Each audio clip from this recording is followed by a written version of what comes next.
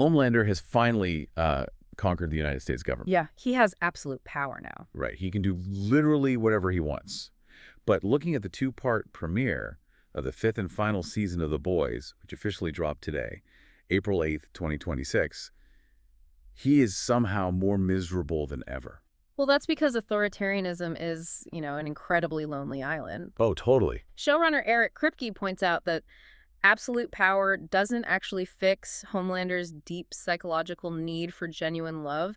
It just isolates him further. Which perfectly sets up the massive collision course we're looking at in today's deep dive. Yeah, we have a huge stack of recaps, interviews, and casting announcements to get through. Exactly. Our mission here is to help you track all these major character shifts and unpack the thematic endgame of this superhero satire without all the information overload. Right, because on one side, you have Homelander unraveling at the top, and on the other, Billy Butcher is just at absolute rock bottom. And he's dying. He's completely let his monster persona take the wheel. Yeah, and his master plan now is to unleash a soup-killing virus to commit mass genocide. Which to me is like burning the entire house down just to kill a spider. Right. I mean, at this point, has Butcher simply become the exact fascist monster he's been trying to destroy? That is the core, murky moral paradox of this final season. Butcher is trying to stop a ruthless dictator, sure, but he's adopting the exact same authoritarian tactics. Yeah, using a biological weapon of mass destruction. Exactly.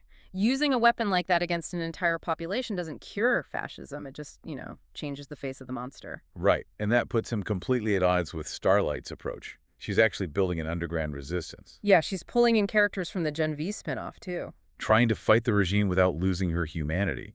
But Butcher's ruthless war forces some really devastating choices right out of the gate. Which brings us to the biggest shock of the premiere, A-Train. Oh man, his death is just the catalyst for everything that follows. It really is. I mean, the way he saves Huey, giving us this brilliant slow-motion sequence that directly parodies Quicksilver and X-Men. Yeah, but the detail that really got me while he's running, he purposefully swerves to avoid hitting a bystander. Yes, a direct mirror to his Season 1 introduction. Exactly, where he ran right through Huey's girlfriend. So he finally gets that redemption, and then Homelander catches him and snaps his neck. It's brutal. But notice the psychological shift there, though.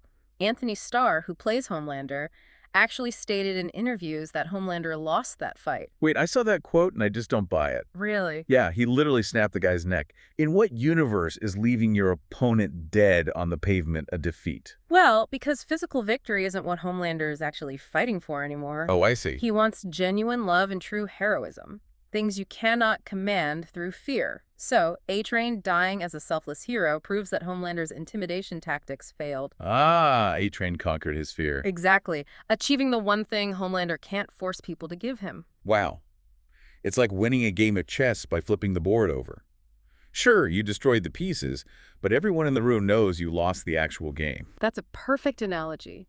And A-Train proving that Homelander can be defeated psychologically, well, it sparks a rebellion that immediately spreads. Right, people are finding new ways to fight back, some literally finding their voices, like Kimiko finally speaking. Yeah, after Frenchie gets captured, she breaks her silence.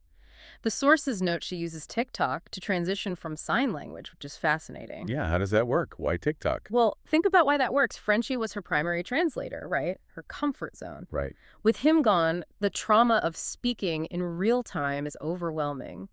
TikTok's short-form audio gives her a lower-stakes way to practice vocalizing. It's asynchronous, so there's no pressure of a direct conversation. Exactly. It's a vital stepping stone. And they really are going to need every voice they can get because the scale of the resistance is exploding this season. It is massive. We're seeing Daveed Diggs come in as Oh Father, Maitreyi Ramakrishnan as Countess Crow. Plus that massive supernatural reunion, Jared Padalecki and Misha Collins joining Jensen Ackles as Soldier Boy, who apparently survives the virus in episode 2. Yeah, the cast expansion is huge. But wait, looking at this massive roster, doesn't cramming in all these cameos risk drowning out the emotional core of our original crew?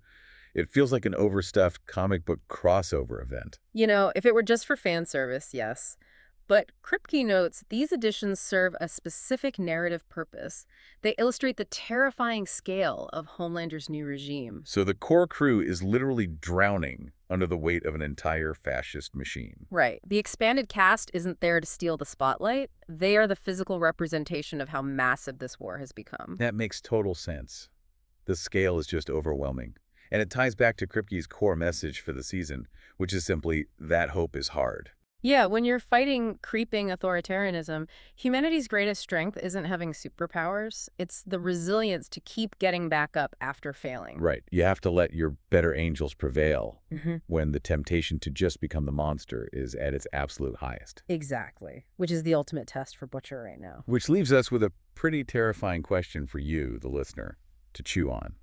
Let's look at Butcher's endgame.